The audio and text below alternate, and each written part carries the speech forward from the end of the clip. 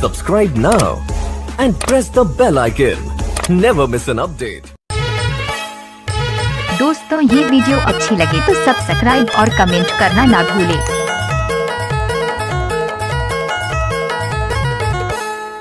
टोला मोर मड़िया मदी बैठे आदे सुर तकरिया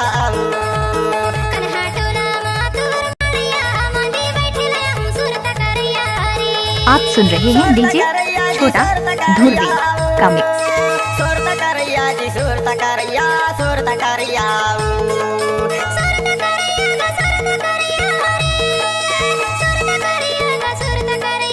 इलाका किसी का भी हो धमाका छोटा भाई का होगा। टोला मोर मड़िया मदी बैठे आदे सुर तकरिया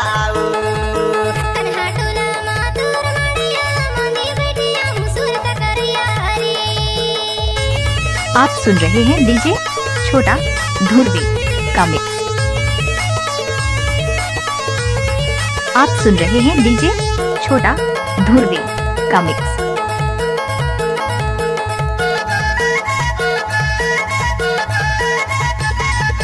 हमायो जामुन भी लगे है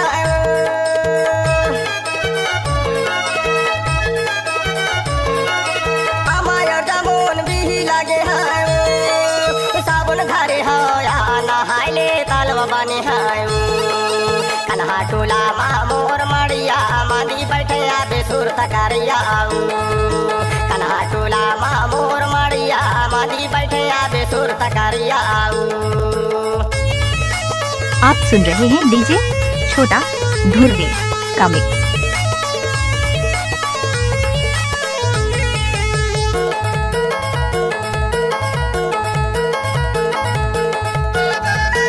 आप सुन इलाका किसी का भी हो धमाका छोटा भाई का होगा। इलाका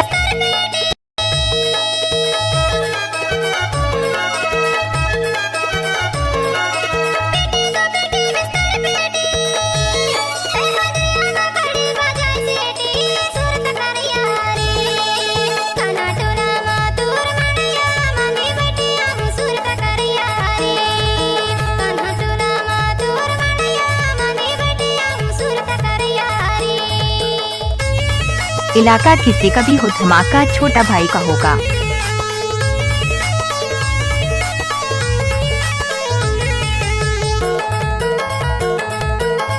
दोस्तों ये वीडियो अच्छी लगे तो सब्सक्राइब और कमेंट करना ना भूलें।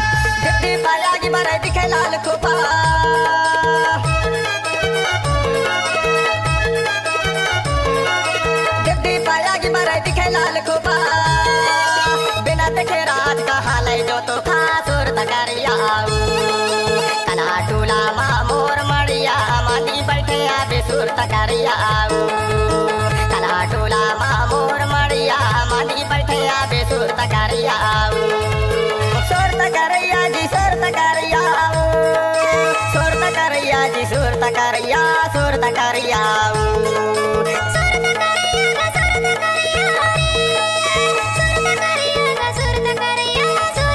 आप सुन रहे हैं डीजे छोटा धुर्वी का मिक्स। मदी बैठे आदे सुर तकरिया